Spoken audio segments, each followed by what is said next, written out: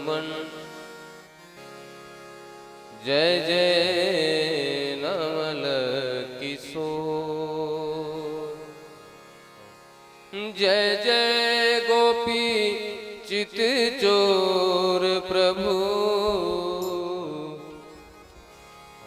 जय जय माखन चोर। बांके बिहारी तेरी आरती गाऊं, कुंज बिहारी तेरी आरती गाऊं। अवध बिहारी तेरे आरती गाऊं, कुंज बिहारी तेरी आरती गाऊं। जय बिहारी तेरी आरती गाऊं, बांके बिहारी तेरी आरती गाऊं, बांके बिहारी तेरी आरती गाऊं। अवध बिहारी तेरी आरती गाऊं, अवध बिहारी तेरी आरती गाऊं, बांके बिहारी तेरी आरती गाऊं, बांके बिहारी तेरी आरती गाऊं।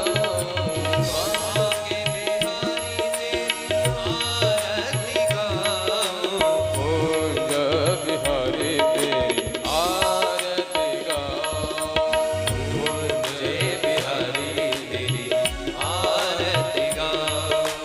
मोर मुकुट प्यारे से सब सो है, मोर मुकुट प्यारे से सब सो है। प्यारे बंसी मेरो मन मोह है, प्यारे बंसी मेरो मन मोह है। देख छवि बलिहारी मैं जाऊं, देख छवि बलिहारी मैं जाऊं। बांके बिहारी तेरी आरती गाऊं, बांके बिहारी तेरी आरती गाऊं। अवध बिहारी तेरी आरती गाऊं, अवध बिहारी तेरी आरती गाऊं। चरणों से निकले है गंगा प्यारे, चरणों से निकली है गंगा प्यारे। जिसने सारे दुनिया तारे, जिसने सारी दुनिया तारी। उन चरणों में शीश झुकाऊं, उन चरणों में शीश झुकाऊं। बांके बिहारी तेरी आरती गाऊं, बांके बिहारी तेरी आरती गाऊं। ओ कुंज बिहारी तेरी आरती गाऊं, कुंज बिहारी तेरी आरती गाऊं।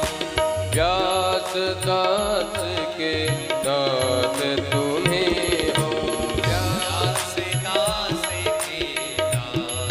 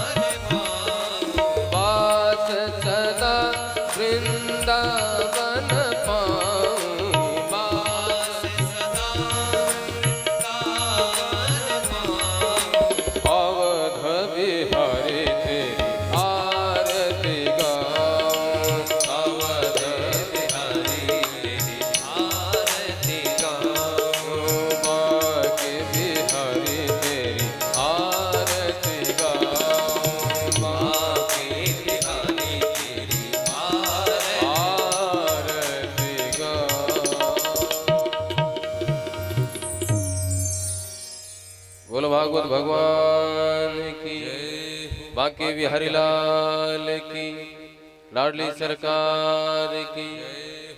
आप लोग अपना स्थान ग्रहण करें। आज भगवान भोलेनाथ की कृपा से, मां कात्यायनी की अनुकंपा से, परम संत हनुमत लाल की भावमय उपस्थिति में द्वितीय दिवस की कथा प्रसंग हम लोग श्रवण करेंगे। कथा अपने समय अनुसार प्रारंभ होगी और समय से विश्राम होगी, इसलिए जितने भी श्रद्धालु भक्त हैं यथाशीघ्र कथा प्रांगण में आ जाएं। आइए हम लोग 2 मिनट नाम संकीर्तन करेंगे, तत्पश्चात गोविंद की कथा श्रवण करेंगे हम लोग।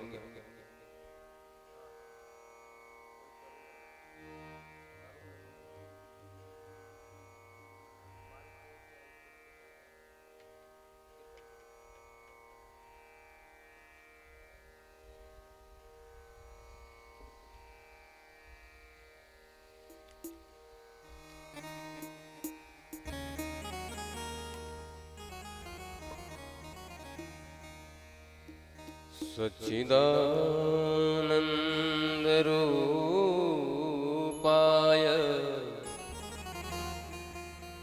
विश्वोत्पत्त्यादि हेतवे तापत्रय विनाशाय श्री कृष्ण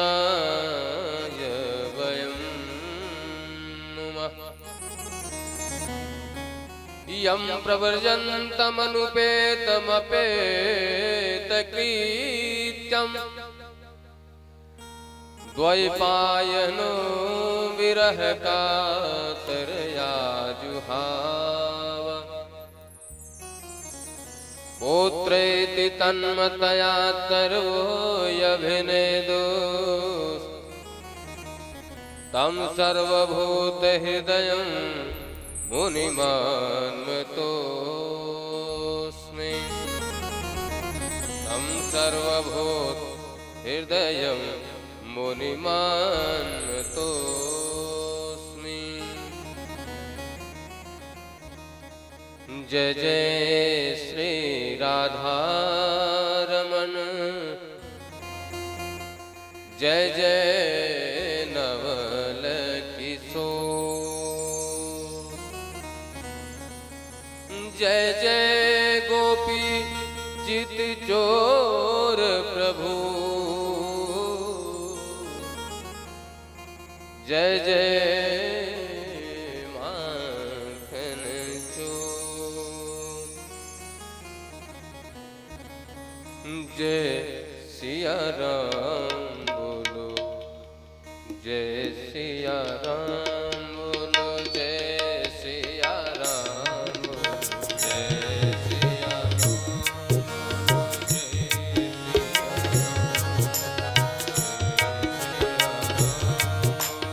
जय सिया राम बोलो, जय सिया राम, जय सिया राम, जय जय सिया राम, जय सिया राम, जय जय सिया राम, जय सिया राम, जय जय सिया राम।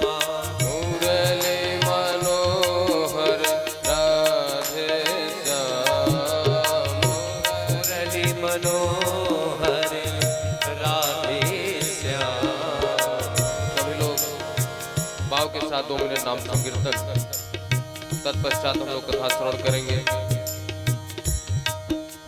जय सिया राम बोलो, जय सिया राम, जय सिया राम, जय जय सिया राम।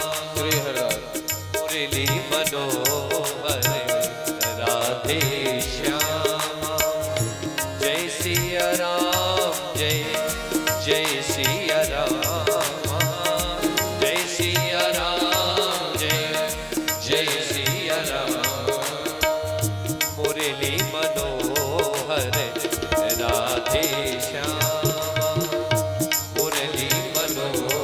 मनोहर राधे श्यामा। जय हो, भाव से ताली सेवा करते हुए।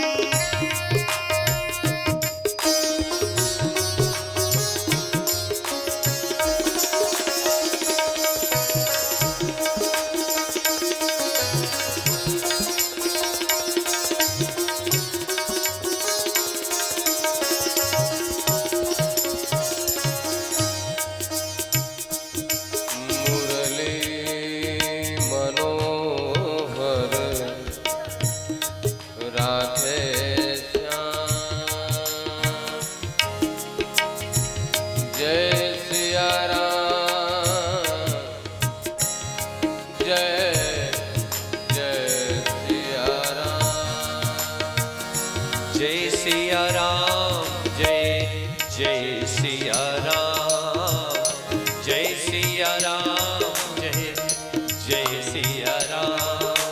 भवसागर जग पार सुपावा, अबे सागरे चढ़ पारे जो पावा, राम कथा ता करे दृढ़ नावा, राम कथा ता करे दृढ़ नावा। जय सिया राम, जय जय सिया राम, जय सिया राम, जय जय सिया राम। भगवान गोविंद की अहितु की कृपा से श्रीमद् भागवत महापुराण की कथा श्रवण करने के लिए हम लोग इस पावन प्रांगण में उपस्थित हुए हैं। कल कथा प्रसंग में हम लोगों ने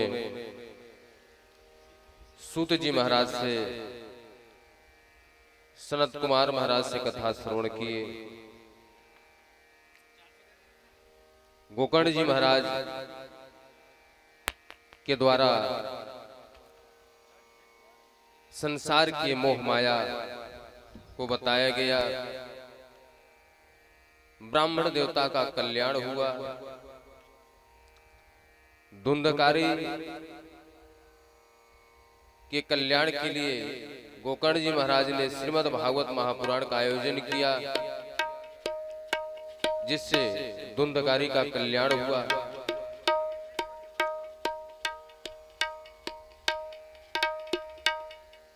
आज कथा प्रसंग में हम लोग सृष्टि वर्णन की कथा श्रवण करेंगे। धुंधकारी प्रेतात्मा है, प्रेत योनि में है। कथा प्रारंभ हुई तो ऐसा कहा जाता है कि हवा का कोई झोंका आता, हवा तेज आती तो धुंधकारी वहां से उड़ करके दूर चला जाता है। कथा प्रांगण में रखा हुआ एक 7 गांठ का बांस था। उस बांस में प्रवेश किया, 7 दिन तक कथा श्रवण किया। 7 दिन में बांस के जो 7 गांठ थे फट गए। वह बांस कुछ और नहीं अपितु हम और आपका, हमारा और आपका शरीर है। शरीर में 7 ग्रंथियां होती हैं। ग्रंथियां मतलब जो हड्डी का जोड़ है, घुटना, कंधा, कमर आदि। ये जो मोह माया का बंधन है, जब तक यह बंधन लगा है तब तक प्रभु के भक्ति की प्राप्ति नहीं हो सकती। इस बंधन को खोलने का एक सरल उपाय है, या अविद्या रूपी जो बंधन हमारे ज्ञान रूपी चक्षु को बांध रखा है या ओझल कर रखा है, उस बंधन को काटने का सरल मात्र एक उपाय है सत्संग रूपी तलवार। क्यों? क्योंकि बुद्धि को किसी अस्त्र से, शस्त्र से नहीं मारा जा सकता। बुद्धि को, जो विकारयुक्त बुद्धि है, उसको यदि समाप्त करना है, उसका वध करना है, तो एकमात्र उपाय है सत्संग रूपी तलवार, जिसके माध्यम से हम अपने मस्तिष्क में उपजे अविकार रूपी बुद्धि का नाश करके भगवान के चरणों में सद्बुद्धि को लगा सकते हैं। धुंधकारी ने कथा श्रवण किया। जो जिस प्रकार कथा श्रवण करता है उसको उस प्रकार का फल प्राप्त होता है। स्वार्थ लगा के कथा सुनने से स्वार्थ की पूर्ति तो होती है, लेकिन भागवत प्राप्ति नहीं होती। भागवत प्राप्ति के लिए निस्वार्थ कथा श्रवण करना चाहिए। क्यों? क्योंकि भगवान हमारे पिता हैं। परम पिता परमेश्वर की यदि हम संतान हैं, तो परम पिता परमेश्वर को पता है कि हमारे बच्चे को किस वस्तु की आवश्यकता है, किस चीज की जरूरत है। मुझे मांगने की जरूरत नहीं पड़ेगी, उसकी शरण में है, उसके चरण में है, तो अपने आप हमारी मनोकामना पूर्ण होती रहेगी। इसलिए किसी से मांगना नहीं चाहिए, अपितु भगवान से भी मांगना नहीं चाहिए। प्रार्थना करना चाहिए कि आपकी कृपा हो जाए। आपके चरणों में भरत जी से किसी ने कहा कि भैया आपको गद्दी मिल रही, राज्य गद्दी मिल रही, क्यों नहीं ले लेते? विराजमान हो जाइए। आपको चाहिए क्या? जिस वस्तु की आवश्यकता है वो बताएं। तो भरत भैया ने बड़ी अच्छी बात कही। अर्थन धर्मन काम रुचि गति न चहो निर्माण। जन्म जन्म रति राम पद यह वरदान। हमें यदि किसी वस्तु की आवश्यकता है तो राम जी के चरणों में प्रेम हो जाए, राम जी के चरणों में प्रीति हो जाए, राम जी से स्नेह हो जाए, राम जी के चरणों का आश्रय मिल जाए। इसके अलावा किसी वस्तु की आवश्यकता नहीं। किसी ने कहा श्रीमद् भागवत महापुराण की कथा कब तक सुननी चाहिए? इसको सुनने से क्या मिलता है? यह कैसा फल है जिसका रस, जिसका रसायन हम अपने कानों के माध्यम से ग्रहण करते हैं। सूत जी महाराज बताते हैं, निगम कल्प तरोर गलितम फलम शुक मुखादत मृत द्रव संयुक्तम पिबत भागवतम रसमालयम मुहुरहो रसिका भुवि भावुका। निगम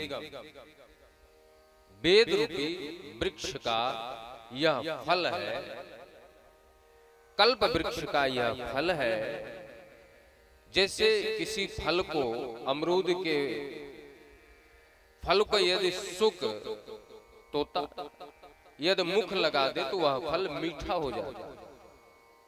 उसी प्रकार सुखदेव जी महाराज के मुख से वर्णन होने के कारण यह कथा अति मीठा स्वादिष्ट है। इसका रस हम लोग मुख के माध्यम से नहीं अपितु कान के माध्यम से ग्रहण करें या श्रवण करें। कब तक? पिबत भागवतम रसमालयम।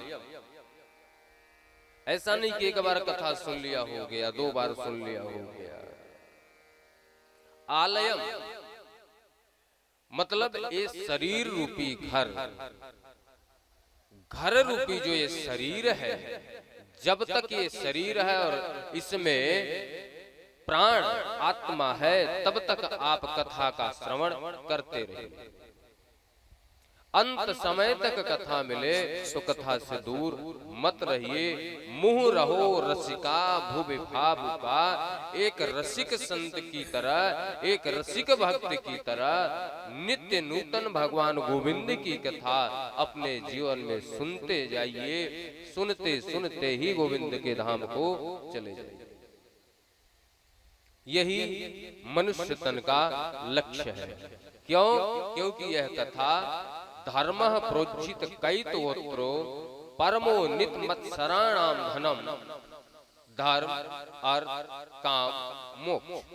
हम लोग पूजा पाठ करते हैं, मोक्ष मिल जाए, धन संपत्ति ऐश्वर्य मिल जाए, शादी ब्याह हो जाए, प्रतिष्ठा सम्मान मिल जाए, इसके लिए पूजा पाठ करते हैं। कोई स्वर्ग के लिए पूजा करता है, लेकिन यह कथा धर्म अर्थ मोक्ष काम से ऊपर की गति अर्थात इस मृत्यु लोक से छुटकारा देने वाली है, शिवदम कल्याण करने वाली है, तापत्रयोन मूलनम तीनों प्रकार के ताप को नाश करने वाली है। क्योंकि श्रीमद् भागवत महापुराण की कथा कोई साधारण कथा नहीं है। श्रीमद् भागवते महामुनि कृते किंबा परैरीश्वर, महामुनि व्यास जी महाराज द्वारा रचित, सुखदेव जी महाराज द्वारा वर्णित यह कथा है। और जिसके जीवन में गोविंद की कथा है, उसके जीवन में व्यथा नहीं हो सकती। माँ होती है, छोटा सा बच्चा रोता है, उसको लोरी सुनाती है, बच्चे को लोरी सुना करके माँ सुलाती है, बच्चा रोता है, माँ थपकी दे करके लोरी सुनाने लगती है तो बच्चा सो जाता है। छोटे से बच्चे को लोरी सुनने से नींद आ जा रही है, सुकून से सो रहा है, तो आप विचार करना जिसके जीवन में भगवान गोविंद की कथा आ जाए, लोरी आ जाए, क्या उसको इस मृत्यु लोक से चैन की नींद नहीं आएगी? उसके जीवन में कोई कष्ट नहीं रहेगा, हमेशा के लिए उसका उद्धार हो जाएगा। ये कथा ऐसी है जो एक बार गोविंद के शरण में आ गया, फिर संसार में मुड़ करके नहीं जा सकता।